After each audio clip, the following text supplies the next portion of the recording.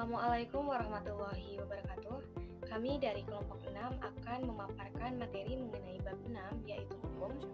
Sebelumnya perkenalkan, nama saya Gina Nur Aulia. Di sini saya bersama 3 orang rekan saya. Yang pertama ada Hemilia, yang kedua ada Priska Aulia Natasha, dan yang ketiga ada Yen Apriani. Baik, langsung saja. Yang pertama ada pengertian hukum.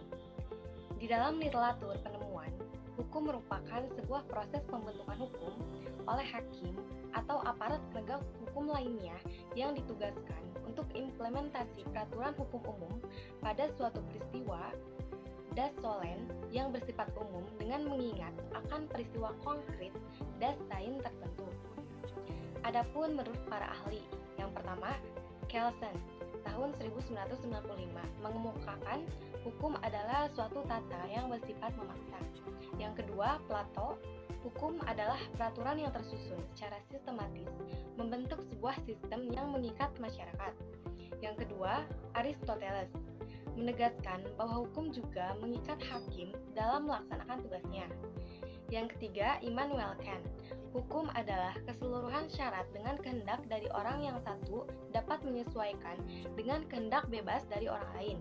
Dan yang keempat ada Van Apeldoorn, hukum sebagai gejala sosial. Semua masyarakat mengenal hukum. Dengan demikian, hukum menjadi aspek agama, kesusilaan, adat istiadat, dan kebiasaan. Dan yang kelima ada M.H. Tirta Mijata, semua aturan yang wajib ditaati dalam pergaulan hidup yaitu hukum. Hukum juga sebagai petunjuk kehidupan akan mengatur perilaku manusia dan apabila dilanggar akan menimbulkan konsekuensi negatif yaitu berupa sanksi. Oleh karena itu, hukum menjadi suatu aspek kebudayaan yang dikenal oleh masyarakat luas melalui agama, kesusilaan, adat istiadat, dan kebiasaan. Jadi, dapat kita simpulkan bahwa hukum merupakan sekumpulan aturan yang mengikat dan mengatur kehidupan manusia. Dan apabila dilanggar, kita akan mendapatkan sanksi atau konsekuensi dari perbuatan kita sendiri. Sifat-sifat hukum. 1. Hukum bersifat mengatur. Hukum sebagai peraturan dalam bentuk larangan maupun perintah berfungsi mengatur berbagai sikap manusia dalam kehidupan, yang bertujuan untuk menciptakan keteraturan, keamanan, dan kedamaian dalam kehidupan bersama. 2. Hukum bersifat memaksa. Adanya sanksi bagi pelanggar aturan-aturan dalam pergaulan hidup membuktikan bahwa hukum bersifat memaksa. Artinya, hukum memiliki kekuatan dan kewenangan untuk memaksa setiap orang mematuhi setiap peraturan. 3. Hukum bersifat melindungi. Ketertiban dan keamanan merupakan pencerminan keterikatan dan sikap disiplin yang tidak dapat dipisahkan. Kedua nilai tersebut berpasangan dan selalu harus diserasikan supaya tidak mengganggu masyarakat maupun individunya. Tujuan hukum. Tujuan hukum pada dasarnya merupakan sebuah alat untuk memanusiakan manusia. Menurut teori etis, hukum bertujuan menciptakan keadilan. Sedangkan menurut teori utilitas, hukum bertujuan memberikan kemanfaatan bagi semua orang. Apabila kedua teori ini digabungkan, hukum bertujuan memberikan keadilan demi tercapainya kehidupan yang tertib.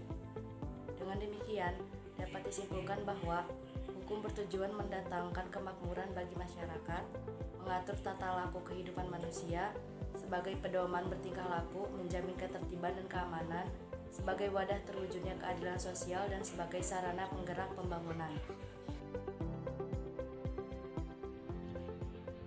Teori-teori dalam hukum. Teori-teori hukum merupakan pengetahuan mengenai hukum yang berlaku. Ada 4 teori hukum yang menjadi dasar pengembangan hukum. Yang pertama adalah teori Yunani dan Romawi klasik. Ada beberapa teori Yunani dan Romawi klasik. Yang pertama adalah dari Socrates. Menurutnya, hukum adalah konsep yang mengedepankan kebaikan dan keadilan masyarakat. Yang kedua adalah dari Plato. Menurutnya, hukum dapat dihubungkan dengan kebijaksanaan. Lalu yang ketiga adalah dari Aristoteles. Menurutnya, keberadaan hukum berhubungan dengan perasaan sosial etis manusia. Yang keempat adalah dari Epicurus. Menurutnya, hukum berperan sebagai pengelola kepentingan antar individu supaya tercapainya kedamaian. Lalu yang kedua adalah teori hukum alam. Menurut teori ini, hukum ada 2 jenis, yaitu hukum yang ditetapkan oleh penguasa, dan hukum yang lahir tanpa pengaruh pandangan manusia. Lalu yang ketiga adalah teori hukum positivisme dan utilitarianisme. Menurut teori ini, hukum adalah perintah yang harus dilakukan. Keputusan yang dihasilkan harus didedukasikan secara logis agar penghukuman dapat ditegakkan. Lalu yang keempat adalah teori hukum murni. Menurut teori ini, hukum bebas dari naluri, kekerasan, keinginan-keinginan, dan sebagainya. Selanjutnya adalah penggolongan hukum. Penggolongan hukum dapat dibedakan menjadi dua, yaitu hukum publik dan hukum privat. Hukum publik adalah hukum yang mengatur hubungan antar individu saat diperlukan, contohnya seperti hukum pidana. Sedangkan hukum privat adalah hukum yang mengatur hubungan antar manusia dengan berintikan kepentingan perorangan, seperti hukum sipil, hukum dagang, dan hukum perdata. Macam-macam pembagian hukum. Di negara Indonesia memiliki 8 macam pembagian hukum.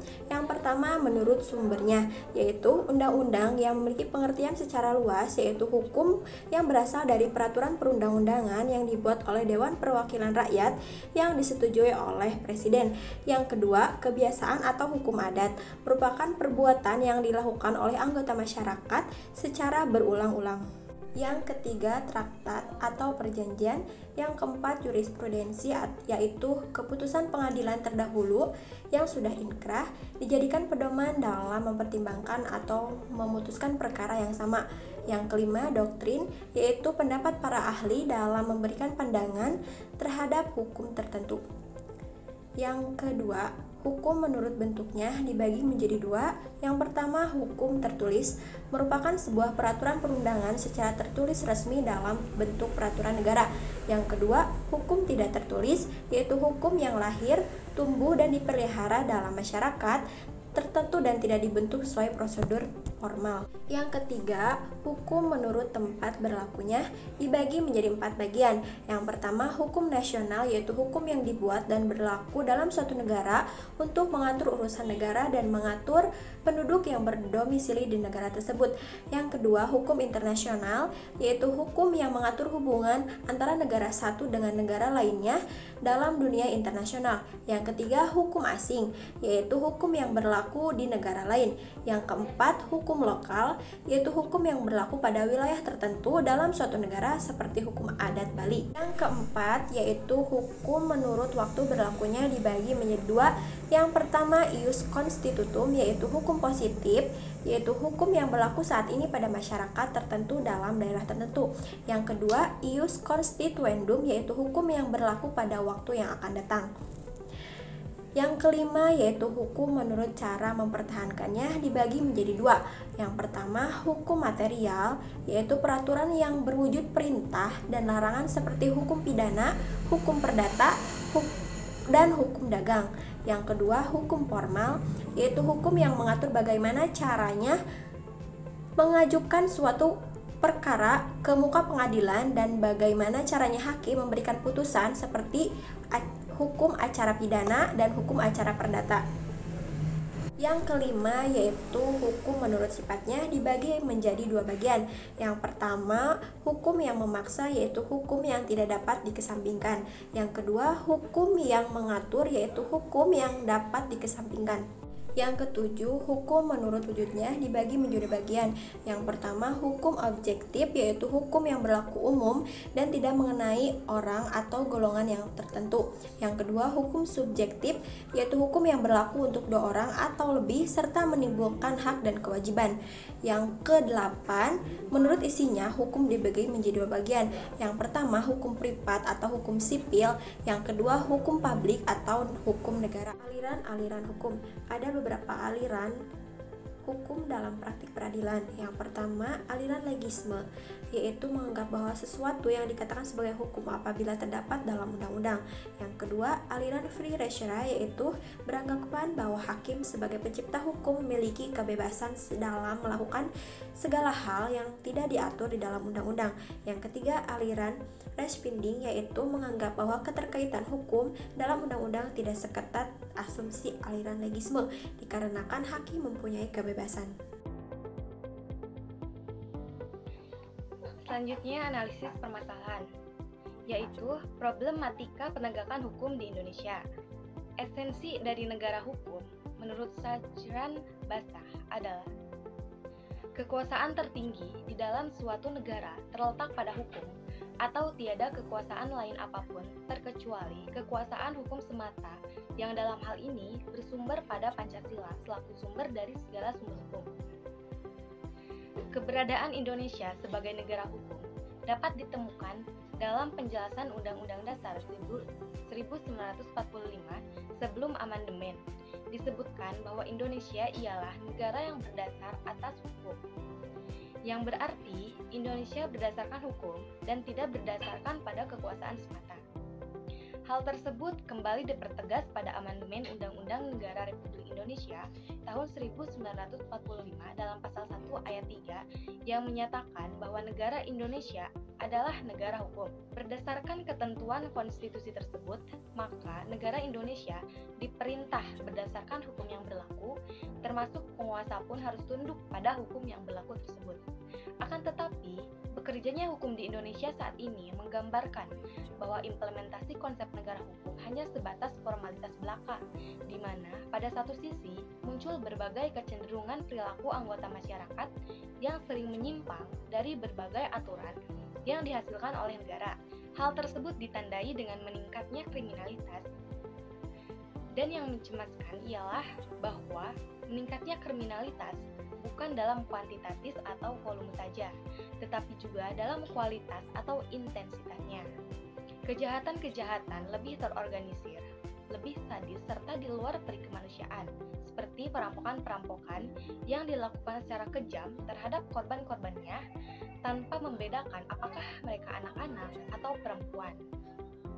Bahkan pembunuhan-pembunuhan dengan memotong-motong tubuh korban.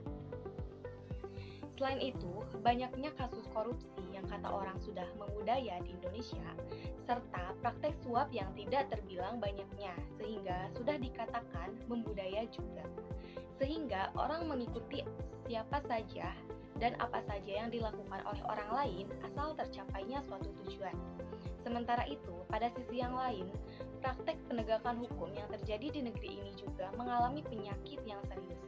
Hal tersebut ditandai dengan banyaknya isu-isu yang dialamatkan kepada aparat penegak hukum, baik itu polisi, jaksa, maupun hakim. Misalnya, tentang banyaknya para koruptor yang dibebaskan oleh pengadilan, dan kalaupun dihukum hanya sebanding dengan hukuman pencuri ayam. Kenyataan yang berbeda terjadi pada masyarakat biasa, di mana orang miskin akan sangat kesulitan mencari keadilan di ruang pengadilan. Dengan demikian, dapat dihasilkan kesimpulan bahwa praktek hukum di Indonesia berjalan dengan diskriminatif dan seakan-akan hanya memihak golongan tertentu saja, di mana orang berduit akan begitu mudah mendapatkan keadilan, sedangkan masyarakat yang biasa saja begitu jauh dari keadilan, di mana proses penegakan hukum dan penyelenggaraan pemerintah masih kental dengan praktek KKN, yaitu korupsi, kolusi, dan nepotisme. Dengan kata lain, bahwa putusan pengadilan dapat diukur dengan uang karena yang menjadi parameter untuk peringatan hukum dalam peradilan lebih pada pertimbangan berapa jumlah uang tersebut daripada pertimbangan hukum yang bersandar pada keadilan dan kebenaran. Padahal, bekerjanya suatu hukum sangat dipengaruhi oleh aparat penegak hukum itu sendiri, materi yang diatur oleh suatu peraturan perundang-undangan maupun perilaku masyarakatnya. Sungguh begitu krisisnya hukum di negara kita. Keterpurukan hukum di Indonesia disebabkan karena sistem hukum yang bekerja di dalamnya mengalami disorientasi gerakan dan tujuan. Sistem hukum yang dimaksud dan perlu diperbaiki adalah struktur, substansi, dan kultur hukum serta sarana-prasarananya. Yang pertama, struktur. Struktur diibaratkan sebagai mesin yang di dalamnya ada institusi pembuat dan penegakan hukum, seperti DPR, eksekutif, legislatif, kepolisian, kejaksaan, dan pengadilan. Terkait dengan ini, maka perlu dilakukan seleksi yang objektif dan transparan terhadap aparatur penegakan hukum. Yang kedua, substansi. Substansi adalah apa yang dikerjakan dan dihasilkan oleh mesin itu, yang berupa putusan dan ketetapan. Aturan baru yang mereka susun, substansi juga mencakup aturan yang hidup dan bukan hanya aturan yang ada dalam kitab undang-undang. Selain itu, substansi suatu peraturan perundang-undangan juga dipengaruhi sejauh mana peran serta atau partisipasi masyarakat dalam merumuskan berbagai kepentingannya untuk dapat diatur lebih lanjut dalam suatu produk peraturan perundang-undangan. Dan yang ketiga yaitu kultur. Kultur hukum menyangkut apa saja atau siapa saja yang memutuskan untuk menghidupkan dan mematikan mesin itu, serta memutuskan bagaimana mesin itu digunakan, yang memengaruhi suasana pikiran sosial dan kekuatan sosial yang nantinya akan menentukan bagaimana hukum digunakan, dihindari atau disalahgunakan. Untuk itu, diperlukan membentuk suatu karakter masyarakat yang baik agar dapat melaksanakan prinsip-prinsip maupun nilai-nilai yang terkandung di dalam suatu peraturan perundang-undangan atau norma hukum. Terkait dengan hal tersebut, maka pemanfaatan norma-norma lain di luar norma hukum menjadi salah satu alternatif untuk menunjang implementasinya norma hukum dalam bentuk peraturan perundang-undangan. Misalnya, pemanfaatan norma agama dan norma moral dalam melakukan seleksi terhadap para penegak hukum, agar dapat melahirkan aparatur penegak hukum yang melindungi kepentingan rakyat maupun sebagai norma pelengkap dalam rangka menegakkan hukum. Jadi, kesimpulannya, dapat kita ambil bahwa suatu hukum yang stabil dapat kita capai dengan menjaga struktur, substansi, dan kultur hukum serta sarana dan prasarananya. Terima kasih. Sekian yang dapat kami sampaikan. Wabillahi taufiq wal hidayah. Wassalamualaikum warahmatullahi wabarakatuh.